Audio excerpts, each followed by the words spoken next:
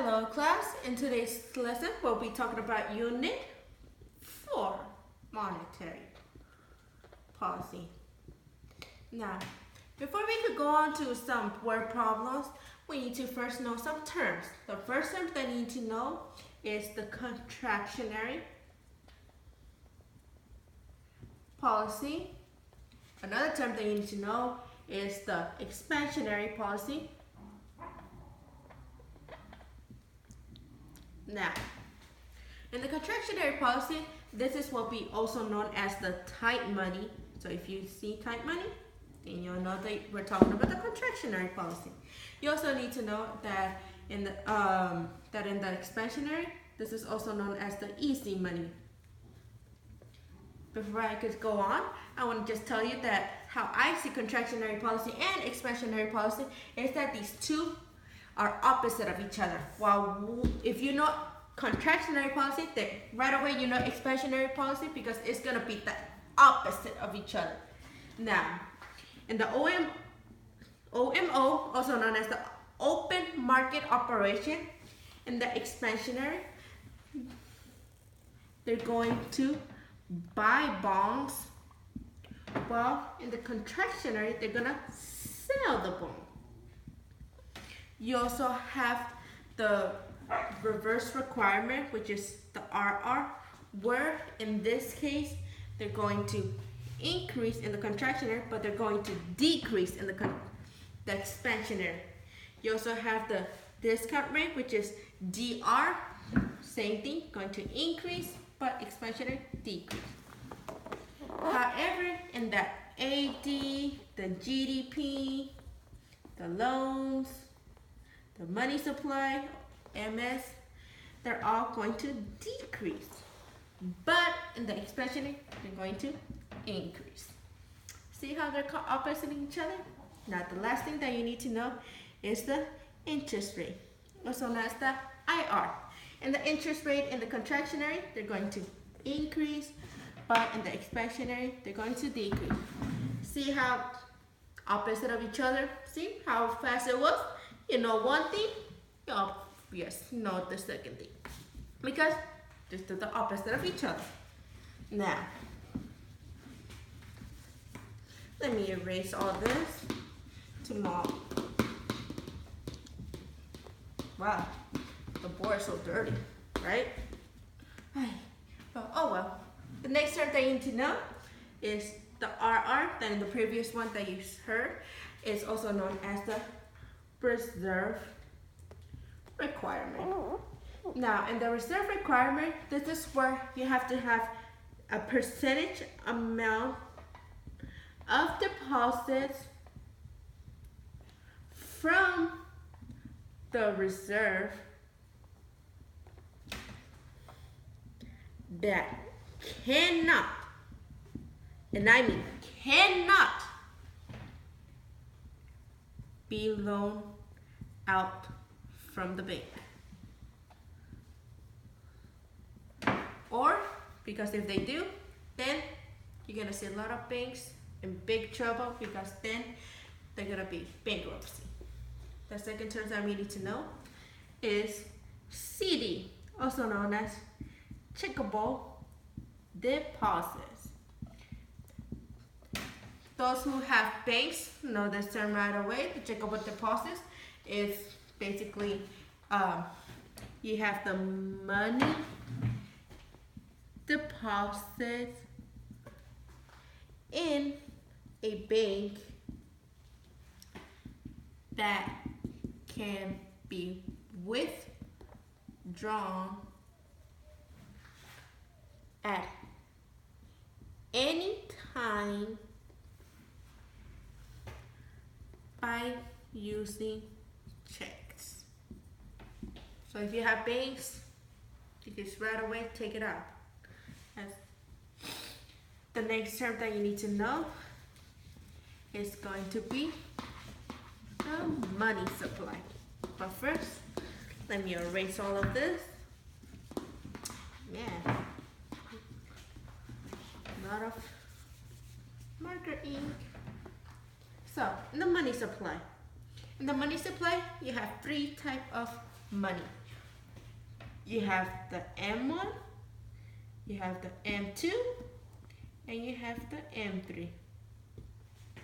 Now, in the money supply at number 1, well, the M1, apologize for that, the M1, the money one, this is where you're going to have 75% of liquid money. This is also where you have your traveler's check,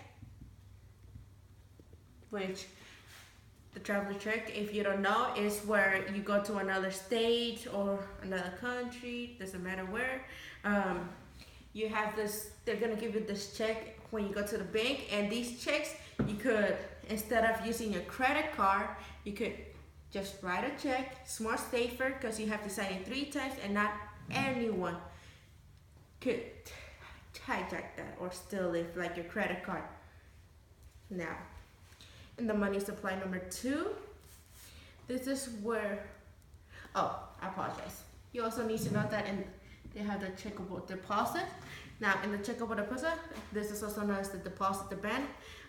This is where the checking amount, however, the term checking account is not used, which is weird. Now, the second one is the money supply. Why am I saying money supply? It's money 2 or M2. This is where it consists of M1. So you can kind of draw arrow. Such a bad arrow. See, I'm such a bad drawer. So in the M2, it consists of money supply of M1 plus your saving account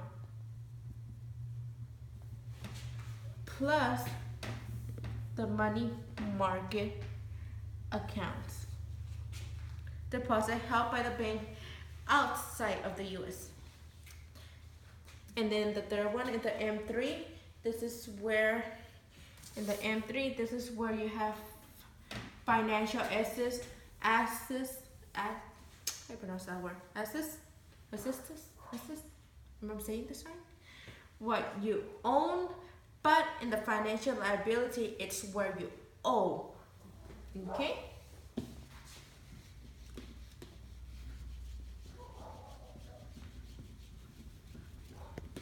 What you owe.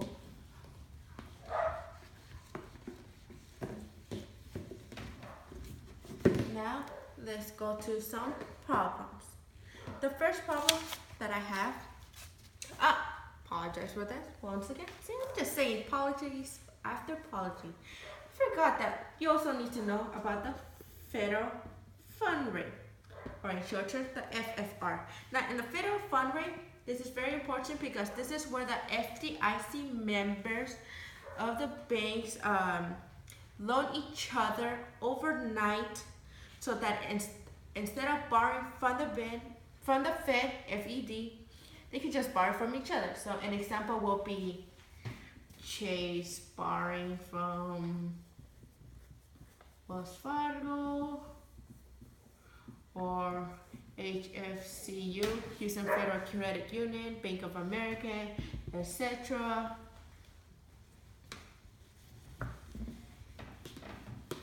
Now that we have all this, let's go to some FRQ problem.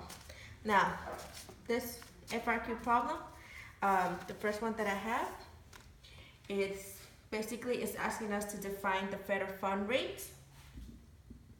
The federal fund rate, which again, we just described a moment ago, in case you did not capture the federal fund rate, what it means. This is where the banks charge each other, the interest rate banks charge each other for overnight for short-term loans. Instead of borrowing from the Fed, they could just borrow bank to bank, borrowing Chase to Wells Fargo, Wells Fargo from Chase. They're borrowing from each other, but they're not borrowing from the Fed. The second one that they're asking us to do is that if the federal, the first is going to say, in a recent year, the Federal Reserve has made targeting the federal fund rate a main focus of its monetary policy. If the Federal Reserve wants to lower the federal fund rate, what open market operation would be appropriate. Now, the most appropriate one that you need to do is buy securities, or also known as bonds. They need to buy securities in order to lower the federal fund rate, since in this case it's very appropriate, because why would they sell the bonds instead of buying it? Makes no sense. So they need to buy the securities. Now, the third thing that they're asking us to do is assume that the open market operation that you indicate in Part B, which is right here, is equal to 10 million. If the required reserve is 2.2, calculate the maximum change in loans throughout the banking system. Now, the first thing that they told us is that the buy securities is equal to 10 million. And then the reserve ratio, RR, is 2. So the first thing that you need to do is you need to get the money multiplier and have 1 divided by the RR in order to get your money multiplier. So the money multiplier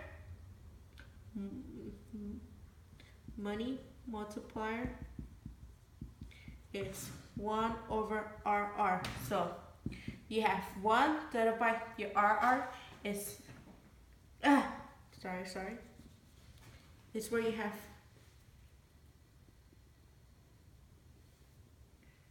0.2.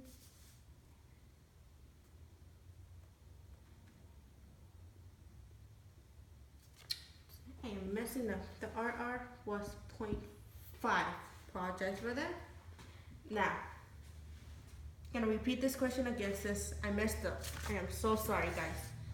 Assume that the open market operation that you indicate in Part B is equal to 10 million. If the required reserve is 0.5, calculate the maximum change in loans throughout the banking system. Now, the money multiplier, what I told you, is 1 divided by RR. So you have 1 divided by 0.5, which is gonna equal 2. Now that you have to